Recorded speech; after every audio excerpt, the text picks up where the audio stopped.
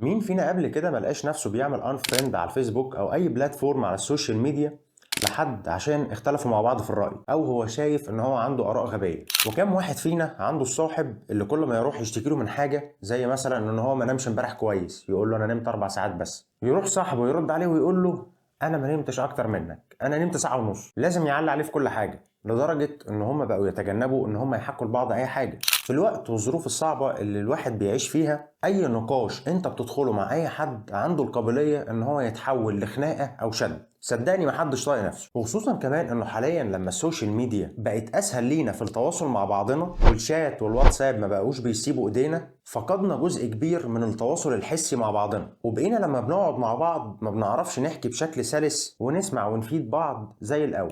طول الوقت لما الموضوع ده بيتفتح ازاي تتكلم وازاي تسمع، بنسمع كلام كليشيه معروف، زي انك لو عايز تثبت للي بيتكلم انك مهتم بكلامه بصله في عينيه، فكر في مواضيع مشتركه تحكوا فيها مع بعض، ابتسم له ابتسامه خفيفه من وقت للتاني طول ما هو بيتكلم، او هز راسك كل ما يقول حاجه.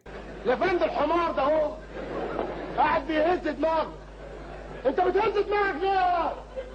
يا عمي صلي، كلهم بيهزوا كده. عايز اقول لك ان كل ده كلام فاضي. هتقول لي ازاي كلام فاضي؟ هقول لك انك لو فعلا انت مركز مع الشخص اللي قدامك مش هتشغل نفسك اصلا انك تعمل كل ده، انت هتبقى بتعمله من نفسك من غير ما ده يبقى واخد حيز من تفكيرك اثناء الكلام، وبالتالي هيوصل للي قدامك انك فعلا مركز معاه ومش بتفتعل ده. من الاخر مفيش سبب يخليك تتعلم تركز في الكلام لو انت فعلا مركز. طب ايه اللي ممكن تعمله بعد اي نقاش يخليك تحس انك فعلا كنت في وقت مهم او كلام مهم بيتقال استفدت منه واتفتحت لك افكار جديدة في دماغك؟ والحاجة المهمة قوي كمان انك تكون حاسس في اخر النقاش ان اللي قدامك فهمك وان انت كمان فهمته.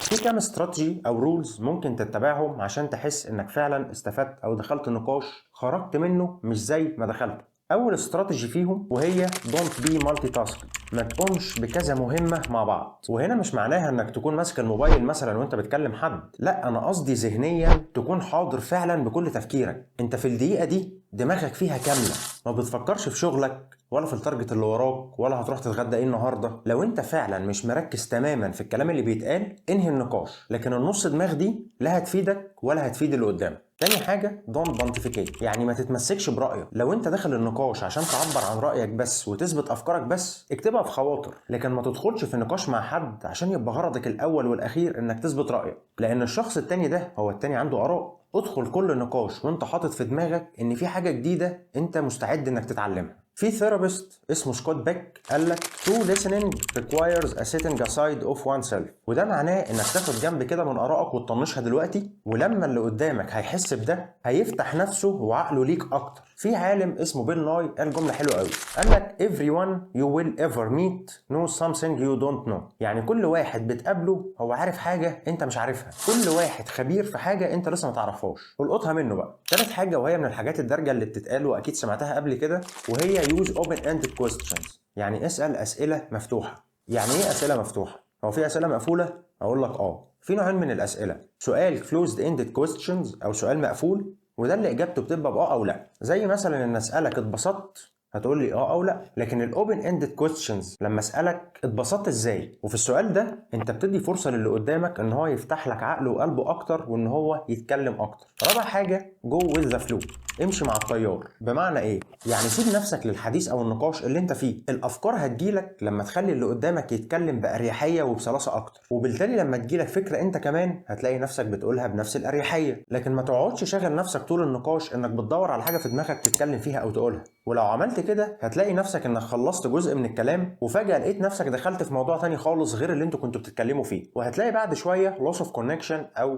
سوء تواصل ما بينكم وما بين بعض في وسط الكلام، وبالتالي ده هينهي النقاش. خامس حاجة، ما تفتيش. if you don't know say you don't know، لو انت مش عارف قول انا مش عارف. من الاخر انا مش هضيع وقتي معاك في الكلام وبعد ما نخلص اكتشف انك كنت بتهبل، لو ده حصل مش هاجي اكلمك تاني. سادس حاجه don't compare your experience with them، يعني ما تقارنش الخبره بتاعتك او التجربه اللي انت مريت بيها بالتجربه اللي بتتحكي لك. دي حاجه بقى انا شخصيا بتقفلني من اي حد بتكلم معاه. لو واحد مثلا بيتكلم معاك عن تجربه حزينه هو مر بيها زي انه فقد حد من عيلته مثلا، ساعتها ما تردش عليه انت كمان بتجربتك او خبرتك لما انت كمان فقدت حد من عيلتك. حد بيتكلم معاك عن مشاكل في شغله، ما تردش عليه بخبرتك في مشاكلك انت في شغلك. التجارب فردية، كل تجربة تستحق ان هي تتحكي، لان التجارب مش شبه بعض، والاهم ان هو مش بيحكي عليك انت، هو بيحكي عليه هو. Conversations aren't a promotional opportunity، يعني النقاشات مش حملات دعائية ليك عشان تثبت قد ايه ان انت جامد وازاي عديت من الموضوع ده. سابع حاجة وهي يعني بديهية مش لازم اقولها، ولكن هي اهم حاجة، وهي listen، اسمع.